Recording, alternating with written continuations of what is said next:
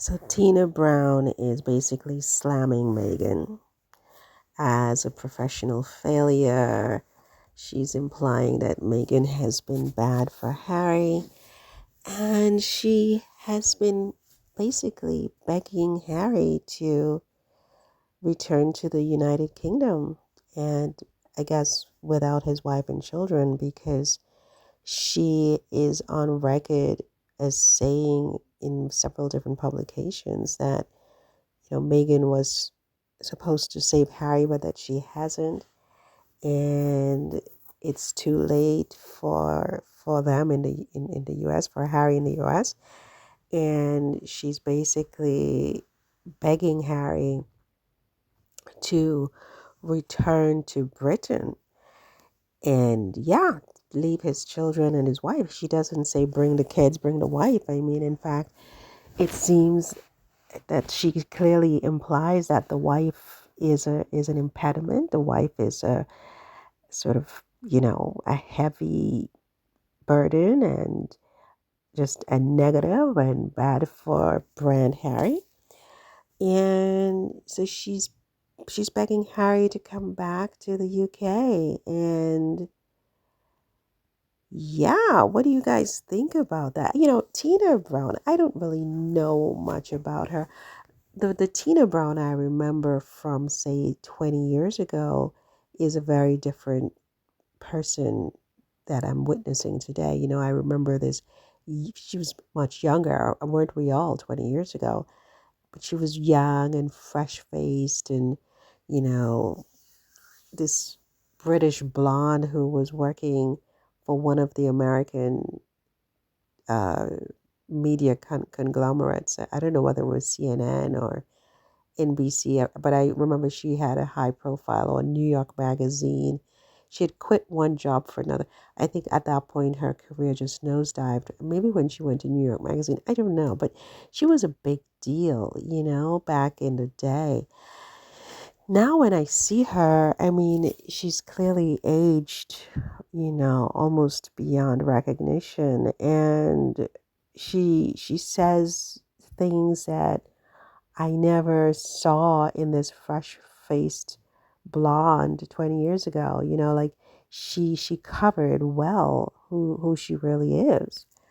Um, and I guess, she's not the only one, but she has been calling for, she doesn't say break up with your wife, break up with your family, but what she says pretty much amounts to that is that she's calling for a breakup of Harry's marriage. Who does that? Who openly encourages a breakup of a marriage? Honestly. I mean, okay, if you are the other man or the other woman in the relationship and you want the person for yourself, I mean, I can understand that, but you're not going to necessarily be so open about it. And certainly, um, Tina Brown doesn't, I think she's married, right? So she doesn't really have any designs on Prince Harry personally, right? I mean, you never know. I mean, you can have an 80-year-old, interested in a 40-year-old. It happens all the time. And I do think that, for women who tend to live much longer than men, it is better to get a man, 20 years younger if you can get him. I mean, that's my plan. I mean, I'm doing the math. I'm like, wait a minute. So I'm going to live 20 years old more than any husband that I'm probably going to have who's my age. Why would I do that? Get somebody 20 years younger so that you can die together. So maybe that's Tina's plan too. I mean, I don't know, you guys. I don't know. I don't know why she's saying these horrible things. Next, she's going to come out and say that King Charles will give Harry Royal Lodge. The 30-room mansion that Andrew used to live in, and how they have evicted him because of the Epstein thing, and how that took years to achieve. And it's not even really achieved yet because Andrew is still ensconced in the lodge as we speak, okay? But he is supposed to be leaving in 2026, at the beginning of 2026. And so the lodge is going to be empty. And everybody's been speculating, what are they going to do with the lodge? Because we know that Kate and William, they don't want the lodge because they just moved into their forever home at Forest Lodge, right? Which is like this huge house that's almost on par with Harry and Meghan's home in Montecito, right? Almost being the operative word. So we know they don't want Royal Lodge, and we know that the royal family doesn't want waste, and we know that they're not going to be renting Royal Lodge to someone in the public. They're not going to put it on the market. So I have a sneaking suspicion that Tina Brown is going to come up with something like, "Oh, Harry, I'm begging you to come back, and your father will give you Royal Lodge if only you will leave Meghan and those kids," right? Because they can't inherit the throne. They don't have the right DNA, right? Something like that, right? I wouldn't be surprised because it seems to me that they're in overdrive right now trying to get Harry to come back.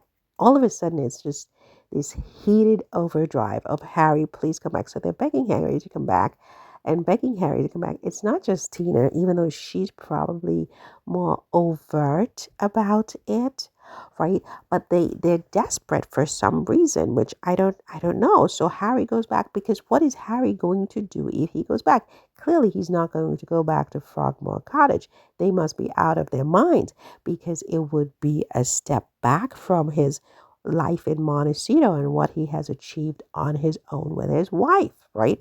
So you can't put him back into Frogmore Cottage. This is a demotion.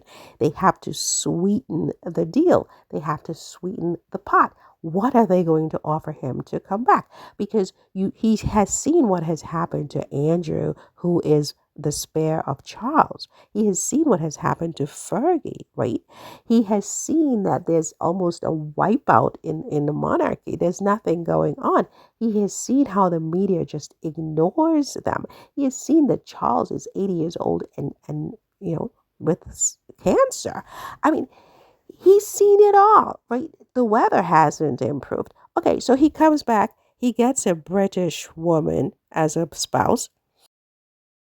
Tina is happy. Everybody is happy. But is Harry happy? Well, if they sweeten the pot, I think they think that if they sweeten the pot, first they put people like Tina Brown on the case, beg Harry to come back, and she's not the only one. But Harry obviously is a businessman. Harry's not just going to come back to be William's sidekick, the person who covers William's flaws for the public, which is, they want that. They need that. And William is smart to get that. He covered the fact that William is, what William is, whatever that is. William is a nice guy, but, he's not Harry, right? So they cover that up. They need a cover, and it's going to cost them. So the question, because Harry has already proven that he can leave and he can do better. He can do better financially. He can do better in every way. He can still maintain the public's interest, the public trust, the public respect, right? Without them, right? So they know now his value. He's not the same Harry who left. He's not coming back with his hat in his hand, right? He's coming back stronger, in a stronger position, in a better position, and in a richer position. He has a lot more money now than he did when he was under, the tutelage of William. So to get Harry back, and they're begging him to come back, and it's not just Tina Brown, they're going to have to give him a sweetheart deal. They're going to have to give him something huge, huge, right? Is Royal Lodge it?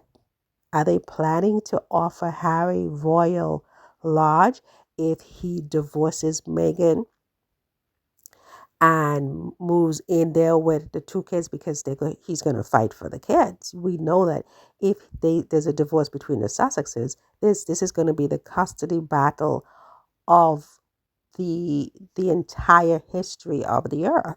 I mean, let's just be straight about this. And is it a foregone conclusion that Meghan would win this because the children were born and raised, except, well, Archie was born in England, but he was raised in California. And Lily was born in California. And so, that's all they've ever known. They know nothing about the UK. But of course, we have these special rules of the UK Constitution and the royal family. I don't know what's in it and what standing Harry would have to pull those kids to the UK. But, I will, you know, I stand to be informed, right? I stand to be educated on this, right? So they get Harry to come back with the begging Harry to come back to Britain. They give him something like Royal Lodge. Do they sign some kind of deal that he can never be removed? Because remember what happened to the tenant before him, his uncle Andrew, right? I mean, 10 years down the road, 15 years, 20 years down the road, 30 years down the road, are we now seeing them remove Prince Harry from Royal Lodge the way they removed Andrew? I mean, are they willing to sign some kind of document that says they can't do that? How much would Harry have to pay for Royal Lodge? We know that Andrew had like a peppercorn contract, lease, but that he paid millions. So how much would they force Harry to pay for this? I mean, I don't know. I know I'm going off on something, but I just have a feeling that Tina Brown is the front of some back end, secret plan that they all have for Harry, because it's getting louder and louder. All these people begging Harry to come back. And, what's really going on here? What are they planning? I mean, what are they planning? I mean, I'm just wondering, what are they really planning here? What's going on? What's underneath all these public overtures to Prince Harry, right? And what are they willing to give up to get him? They seem to want him desperately because there is a hole, there's a chasm, there's a big opening in the monarchy at the moment. And so they clearly need to fill that, right? And yeah, Tina Brown knows something.